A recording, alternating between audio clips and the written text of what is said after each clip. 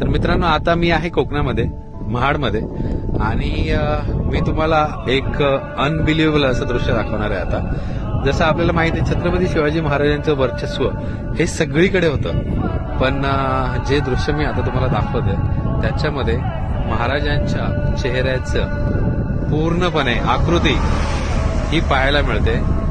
जी समोर पर्वतरांग आहे तिकडे बघा, महाराजांची जिरेटोप, त्याच्यानंतर डोळे, नाक, ओठ आणि दाढी, हे सगळं बघा किती उपयोग पाहायला मिळते.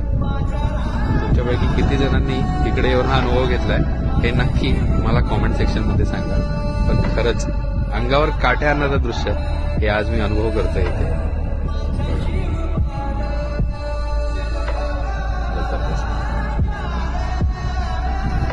आहे की नाही? म्हणजे महाराजांचं वर्चस्व हे निसर्गामध्येही